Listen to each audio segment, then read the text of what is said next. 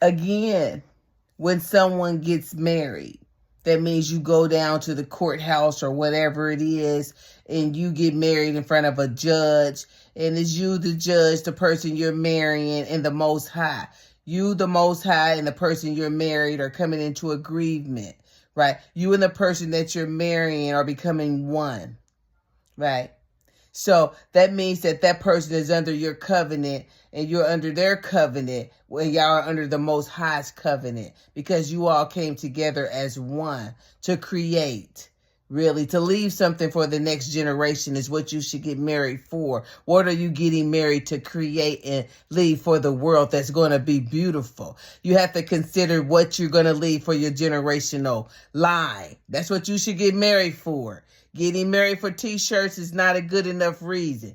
Getting married because he might make pretty babies is not a good enough reason. What are you coming together for? Because it's going to be some days that you don't like that person. But you don't forget that you love that person. And what did you come together for? Your person fall, bust their ass. Maybe they cheat. Maybe they start lying. Maybe they start stealing. Maybe they come and have a bad drug problem. Maybe something else happens. They break the covenant that you and that person made and the Most High made. You as the spouse that's standing in the upright position, what are you going to do? Your spouse done failed and bust their ass. Y'all are one right now. Do you run and leave your spouse? Or do you stand and keep the covenant that you and that person made in front of the Most High? Nobody said it was going to be easy. Your partner's sick now. What you going to do? Leave and run and go cheat? Commit adultery?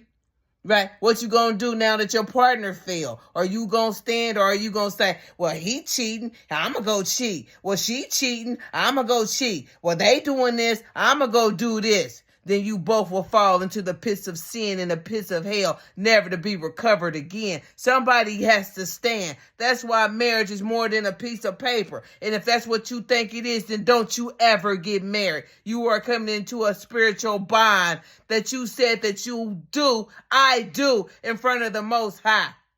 Somebody got to stand. Because when your partner fall, you got to say, I'm representing for my partner. Because we are one, right? And by default, you stand. You save your partner. Whatever the Most High has for your partner, that's between the Most High and your partner. You did your part. You be proud that you stood. Because that's what marriage is, a covering. When you're married, you cover your partner. You chose them.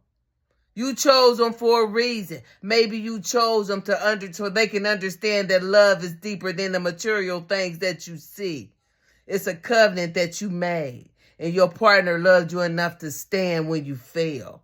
A spiritual type of love that don't nobody understand, because marriage is just a piece of paper. If you feel that way, don't get it. Because your partner might get sick and might get ill, and you are the one that has to stand. Can you do it? Or will you just fall in the pits of hell and go out here and sin and all this other shit like your partner? Now y'all both are subject to death. And together y'all will die. Right?